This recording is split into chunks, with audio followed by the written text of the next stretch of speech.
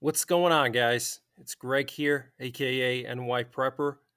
It is Saturday, September the 2nd, 2023, and I have some breaking news to share with you guys. Right now it is 7:40 p.m. Eastern Time here in the United States. And yesterday we had some major breaking news that Russia put their new nuclear missiles on combat alert, the RS-28 Sarmat. Now, those RS-28 Sarmat missiles are not actually fully ready for deployment. Russia has been testing them, and they were still in the process of finishing up with building them. And for them to suddenly put them on combat alert or combat deployment is very concerning because they're not even fully complete yet, many of them, and they haven't really fully tested a lot of them. So that's pretty concerning. Now, those RS-28 Sarmat missiles are silo based. They're not the ones that go on trucks. The ones that go on trucks were actually already placed on high alert like months ago. Many of you guys may remember when I did the breaking news story on that. That was like in the spring. Russia dispersed all of their road mobile ICBMs. Okay, so those have already been dispersed to the countryside. And that's typically what happens in a nuclear war or right before a nuclear war. That's what Russia would do. They would disperse their road mobile ICBMs so they're not targeted by our retaliatory strike on the garrisons where those road mobile ICBMs are kept. Okay, so Russia already dispersed most of their road mobile ICBMs in the springtime. Now they're putting their RS-28 Sarmat super heavy liquid fueled silo based ICBMs on combat alert. And like I said, they are not even 100% finished with testing them and developing them. So they're basically rushing them into deployment, which is concerning. Okay. And the fact that they're liquid fueled and they're super heavy means that they're made for a first strike. These are not missiles that you use for a retaliatory strike. These are first strike weapons that Russia would use in a preemptive strike against the United States and NATO. Because they're liquid fueled, it takes up to 2 hours for them to fuel up. And so as a result, that makes them useless for a retaliatory strike because we would automatically target those silos because we know where all of their silos are with satellites and various types of geospatial intelligence. So we know where all those RS-28 Sarmats are kept, and we could immediately target them with a variety of weapons. So Russia would have to deploy, or not deploy, but they would have to actually launch those missiles first, okay, because we would retaliate and annihilate them. So they're first strike weapons, guys, okay? Now, there were some rumors yesterday that NATO was holding an emergency meeting about this deployment of the RS-28 Sarmat. I've looked all over the internet and I cannot confirm 100% that that's true or if that's just a rumor, but I heard yesterday through various sources that NATO was going to hold an emergency meeting because of that, and I just cannot confirm at this time that that's true, so I don't want to report that to you. But what I will say is there are rumors that NATO is going to be holding an emergency meeting about that, okay? Now, we have some more concerning developments, more signs of escalation in the European theater. We have the Biden administration planning to announce as soon as this week, this coming week, the delivery of depleted uranium projectiles to Ukraine. And this is coming from Reuters. Now, if you remember, Russia said that depleted uranium projectiles would be a red line. So that's pretty concerning. And even more concerning than that, we have breaking news that Belarus has just received 12 more Iskander M missile systems. Okay, apparently they arrived just in the past few days from Russia. They came in by train.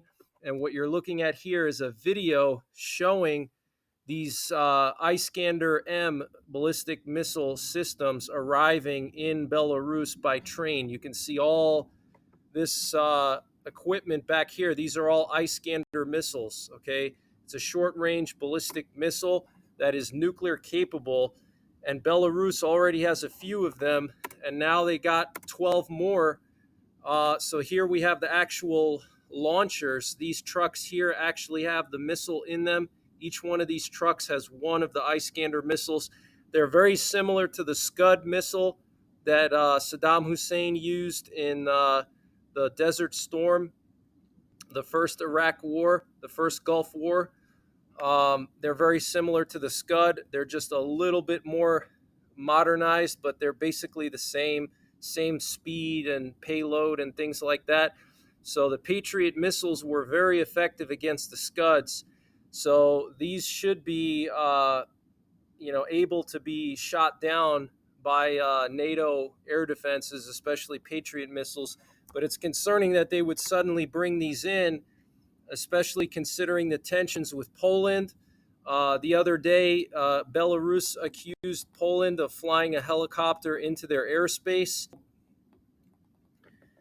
And just a little bit more information about these Iskander systems. Apparently, the community of railway workers of Belarus were able to find out the actual route that the trains carrying these Iskanders came in to Belarus from, and they came directly from Russia, from the Kapustin Yar area. Kapustin Yar is a major base in Russia. We also have some breaking news that apparently the Belarusian infantry is going to be getting some training in Russia. And what you're looking at here is some of the Belarusian infantry. This is the 120th Separate Guards Mechanized Brigade of the Belarusian Armed Forces, and they went to Russia to undergo combat training with instructors at one of the training centers in Russia. Okay, so this to me looks like a buildup for a war with NATO, guys. They're moving a dozen Iskander missiles. They're training Belarusian forces in Russia, a mechanized brigade. Okay, things are escalating. Okay, apparently Poland flew into Belarus kind of like a tit for tat because Belarus flew into Poland. The Belarusian military flew into Poland a few weeks back. Now Poland is flying into Belarus. So things are escalating. And then, of course, Poland and the Baltic countries threatening to shut down their entire border with Belarus if there's any kind of escalation or provocation. And here's a map showing where the Polish helicopter flew into Belarus. Apparently, it crossed the river here near the small town of Mostowlane, Kolonia. And this is in east central Poland. I'll actually show you on the map where this is. So that's right here in kind of actually northeastern Poland near the city of Białystok. And let me just zoom in so you can see exactly where this happened. Okay, so right here in this area, it's a very secluded area. And Ukraine is continuing to make gains in the Zaporizhia direction. Here's actually a video that the Belarusian military released showing that Polish helicopter flying low into Belarus, okay, crossing the river. That river there is the border. Okay, you can see right here the river is the border, and this looks like a access road for the Polish border guard. And so there's the Polish helicopter flying into Belarus, apparently 1,200 meters, and then it turned around and came back. So absolutely crazy, guys. And let me show you the gains that Ukraine has made.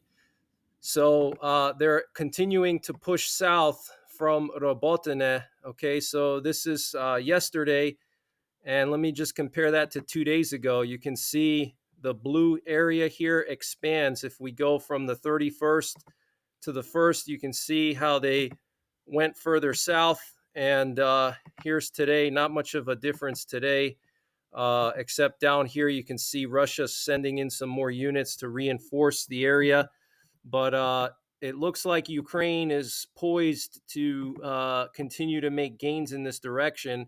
And this is that critical area here that Ukraine wants to get into. They want to split this land bridge and cut off the Russian forces in Crimea. And that's why Biden is sending these depleted uranium shells now. And, Russia's deploying the RS-28 Sarmat. What happens if Ukraine splits this land bridge in the fall and they're successful and then they're able to bring in HIMARS and target Crimea? I mean, Putin is going to really feel like a fool, and he's going to try to do something serious to, restore his status. So we have to keep an eye on that. And Poland is obviously denying the accusations from Belarus about flying a helicopter into Belarus. The spokesperson for the operational command of the Polish armed forces, Jacek Goraszewski, called these accusations false and said it was a provocation. I can unequivocally refute it. The information published by the Belarusian side is a provocation and false accusations. From all the reports and records of radar systems, we can state that the border was not crossed from our side.